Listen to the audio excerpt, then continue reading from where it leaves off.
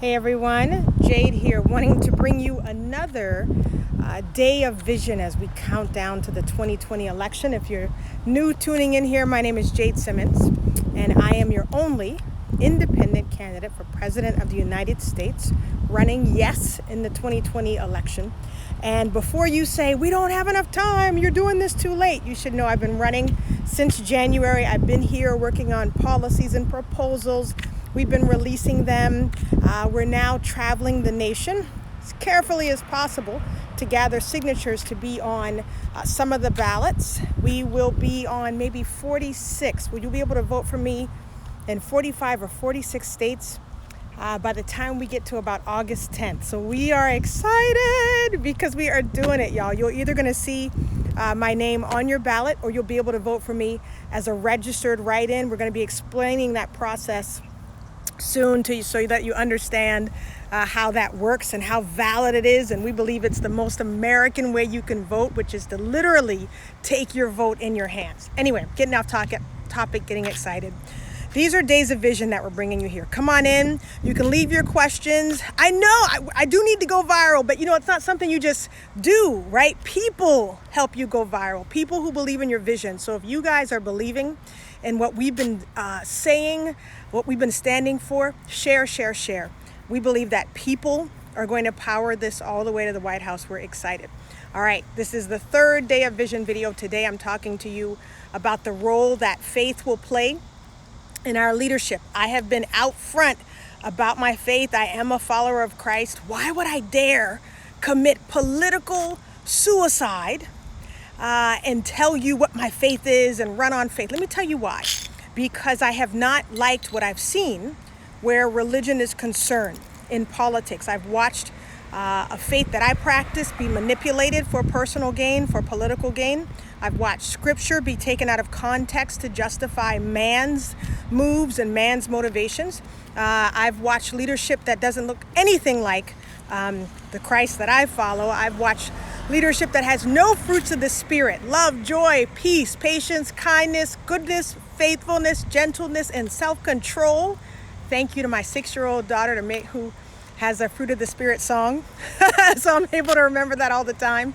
Anyway, so we are running boldly on our faith so that you see what it means to us to be leaders of faith, so that you can make a direct comparison and contrast to whatever else you've seen walking around claiming to be Christian or claiming to be of faith. We want you to have a contrast so that you can decide for yourselves. But let me tell you what else faith means to us. It means belief. Big, bold, audacious belief in something bigger than yourself. So I want you to have faith in 4 things here. This is what our nation is going to look like. If this vision resonates with you, share it a lot. Excuse the flat hair today. My stylist is going to eat me up over these ends, right? But listen, we believe that it's not just about how you look. It's about how you see. And vision is how you see. That was good, y'all. I made that up right there. It's not about how you look, it's about how you see. So we're going to tell you what we see for the nation where faith is concerned. Firstly, I want you to have faith in yourselves.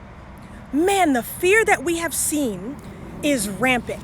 When people object to Operation Restoration and to my candidacy, they rarely object because they don't agree with the policy, because they don't agree with the platforms, because they don't believe that I'm capable, even though I'm not a politician. That's never their objection. Their objection starts with, I'm afraid of. I'm afraid of. My friends on the right say, I'm afraid of socialism. My friends on the left say, I'm afraid of Trump. I'm afraid of racism. Listen, stop beginning your sentences with I'm afraid of. Talk about what you have faith in. And then the way you vote is you decide on what's the best vision for our nation, and you vote accordingly. Have faith in vision. Start saying, I desire for the country this. I desire for my family this. And then open your ears, open your eyes, and listen to the leaders who are out here posturing for you, out here pandering to you. Come on, and see if what we're saying aligns with the thing you have faith in and you believe for. So we are determining that you have faith in yourself. What I mean is, one of our ulterior motives as we've been running is that people are saying, if this random chick just got out here and ran for president, What is the little thing I've been sitting on and haven't had faith enough to do? We want you to run this thing with us. Be living a parallel existence right now. If there's something bold, a race that you need to run, please dive in. Please put your track shoes on right now because the world is waiting. Have faith in the business idea you have in your heart. Have faith in the ministry that God has given you. Have faith in your job. Have faith that if you're out of work, you won't be soon. Have faith that the time you have with your kids right now is going to blossom into something powerful for your family. Have faith that your marriage that has been under strain is going to blossom right now. Listen, we want you to have faith in yourself. We want you to believe that you are called to do big, bold things. We want you to get up off your butt and actually do it. All right, number 2, you're going to have faith in yourself. We want you to have faith in each other. Come on, this season has been so divisive. And do not be naive and think that this division is not profitable for the powers that be.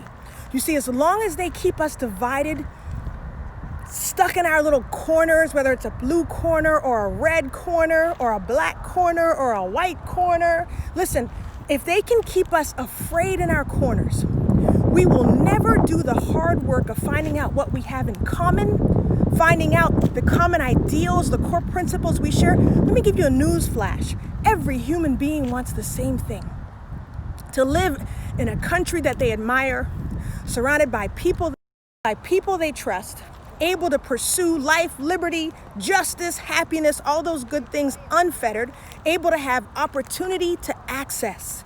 No one out here is wanting us to promise them everything.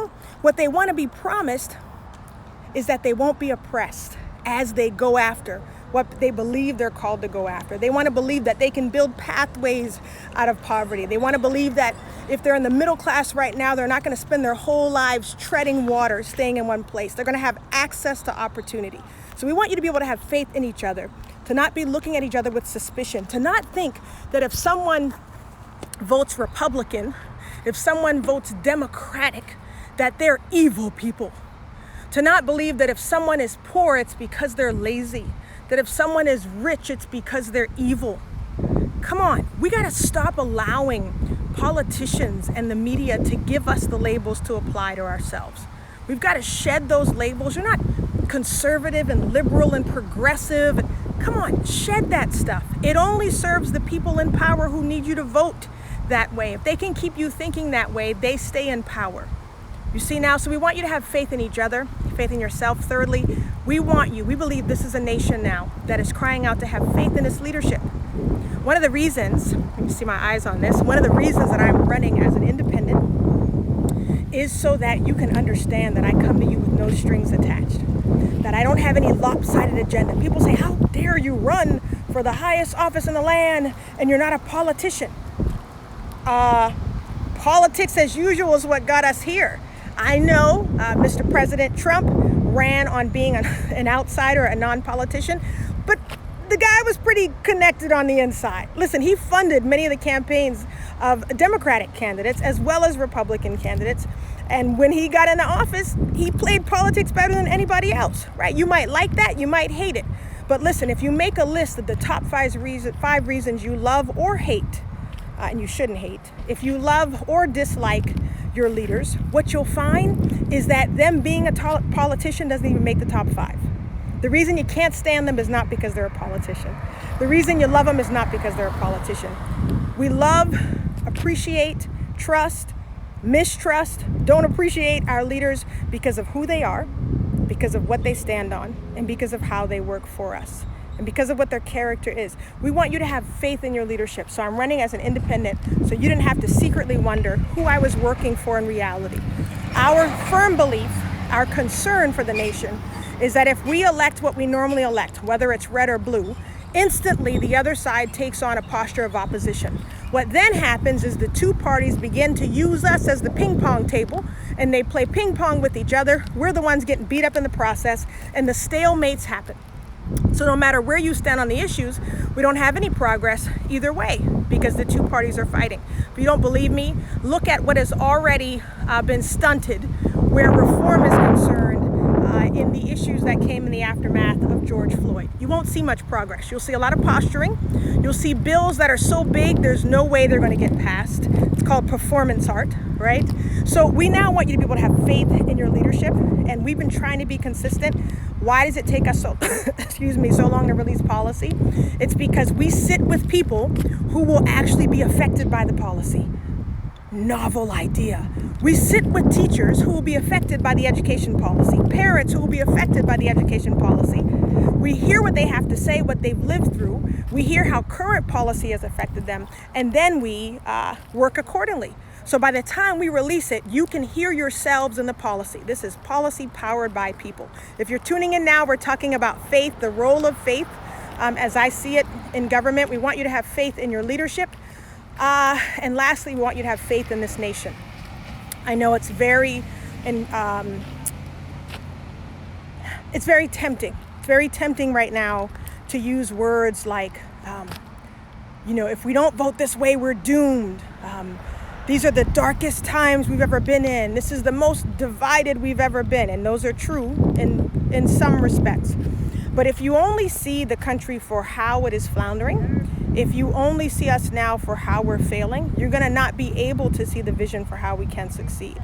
So we want to paint for you a powerful vision of what's next. We believe we're coming into a season where the emotional, spiritual, social, political fabric of our nation will be restored, where, as you already see in the protests, will be in real life. People from all walks of life, all ethnicities, all backgrounds, will begin to join hands now to restore the nation. Does it mean we're going to agree on everything? No.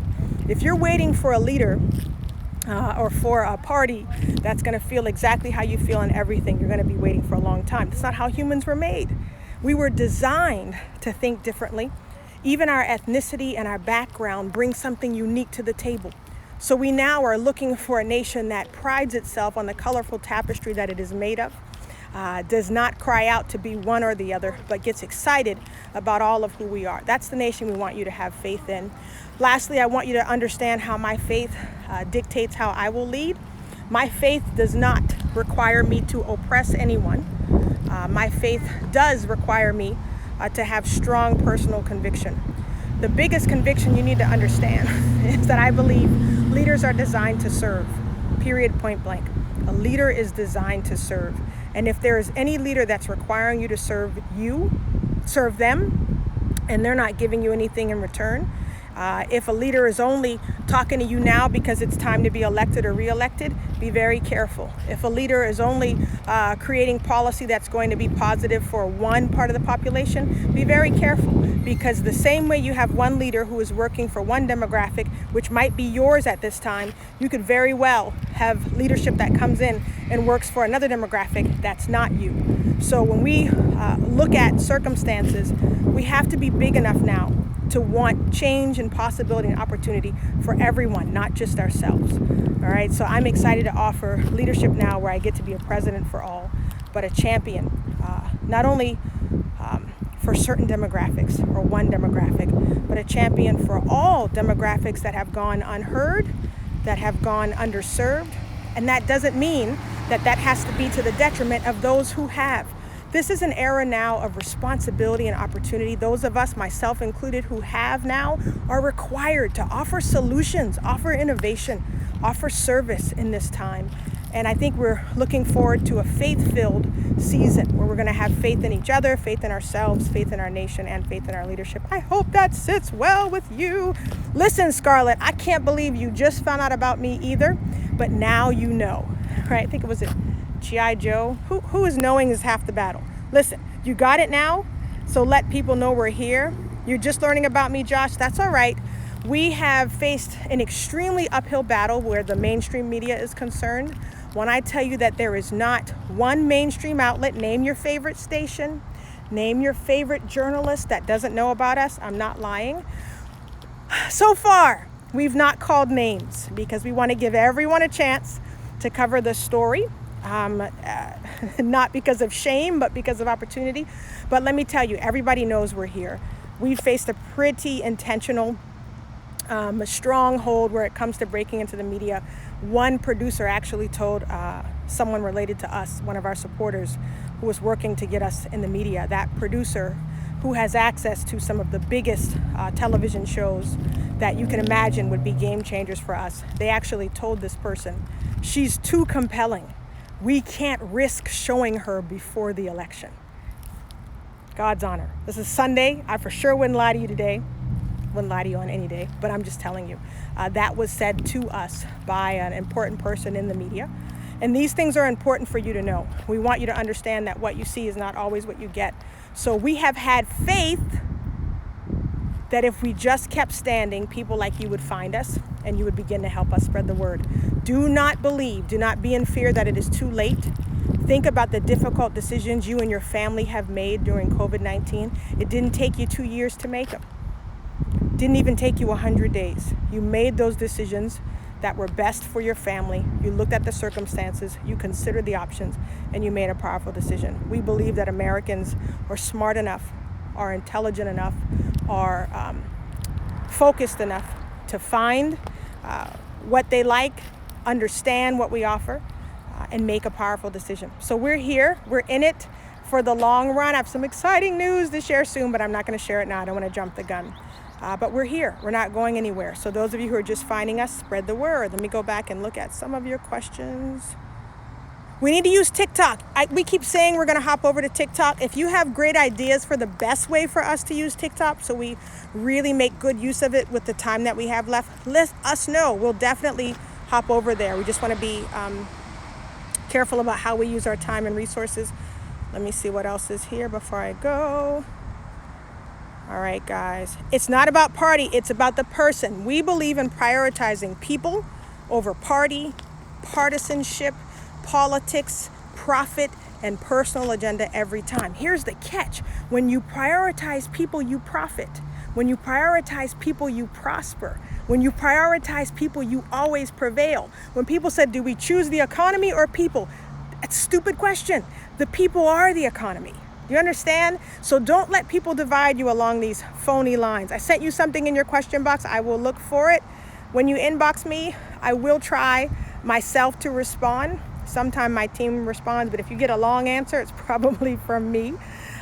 We also will be releasing more of our top 20 visionary platforms. Tomorrow, we are releasing our much awaited stance on LGBTQ plus issues. Every day you have asked me. So I have sat with the people that our policies would affect. And we have always, as we do over all of our proposals and policies, labored to make sure that you hear yourselves in the policy, that it's not about pandering or saying what you want me to say, but that I'm saying what I truly believe and what I can truly commit to. So I'm excited to release that tomorrow as well. Thank you so much, Jenny Pauline. I appreciate it. Looking back really quickly. Good. I like that. I don't know who this woman is. I don't know how I follow her, but she's spitting straight facts. Listen, we've tried to make it a trademark to keep it as real as possible. My favorite compliment is when people say you don't sound like a politician. That's the whole point. That's the whole point. So we're glad that you're recognizing that in us. A few more. Let me see. All right. Looks like I got most of you. I was exposed to COVID at work by a passenger. Wow, but I asked God for strength and guidance. Jenny Pauline, again, we pray blessings and healing over your life, that the exposure you experienced will not go any further, that you are covered and you will be restored to perfect health. Matter of fact, we declare you're in better health now than you were before, that whatever you're going to next will be even better, even healthier, even sturdier than before. And we declare now that all the lessons you learned during that time will be able to be used to help others who may still be suffering or in pain. So I'm excited for your healing. Keep us posted. All right, looks like I got most of you. Vote like your life depends on it, because it does. Yes, but don't do it out of fear. Vote like your life depends on it, and what you want to vote for is not to get something out, but to put something powerful in. We believe you can have both. All right, thank you, Shorny, for supporting us. You should be hearing from my team today. I'll just put this shout out here before I go. Everybody's been scared that we don't get to participate in the Electoral College. We do. And in a powerful way, as an independent, I get to choose my own electors. Yes. So if that sounds like something you'd like to be or do, inbox me. We especially need electors from Vermont, like pronto. I realized I hadn't spoken in Vermont or performed in Vermont, which is shame on me. So we didn't have a large network in Vermont. If you know anyone from Vermont who would resonate with what we're doing, tell them to hit me up. If you're from North Carolina, what's the other one coming up? Colorado, we need electors from Colorado. We have a few spaces left for those states. We want to give them to our social media supporters because you guys have been so instrumental in spreading the word. But we'll tell you what it means. There's not a lot of requirement or burden that you have to take on, but we would love to be able to list you as our elector. What does that mean? It means that when I win the popular vote in your state, you got to declare it, guys. You got to speak it into existence. When I win the popular vote in your state, they go to my pre-selected electors and say, "What say ye?" And you officially cast your electoral vote for me. So we are in the Electoral College, just like the Democrats, just like the Republicans, but we get to have this personal aspect of it that we get to handpick our electors. If that sounds like something you want to do, hit me up in the inbox, put your state, your email, and your phone number, if you don't mind, and a member of my team will get to you, especially Vermont and Colorado. Those filings are coming up soon. We have good news very soon to announce about a few of the other states that we're finding out we're going to be on the ballot for. So we'll be announcing that soon. Follow us at Facebook, Operation Restoration 2020. That's where a lot of these details are often released. All right, guys, have a blessed Sunday. Spend this day just reflecting on the blessings in your life. Be grateful for what you have. Don't spend the day thinking about what you don't have, and be in expectation for tomorrow and beyond. We just pray that anybody who associates themselves with us, who is bold and daring enough to express that they have faith in what we're doing, because you got to be bold to do so. We pray that you have blessings over your life as well, 100 times over. So if this feels good to you, share it, and keep the faith. All right, talk to you guys later.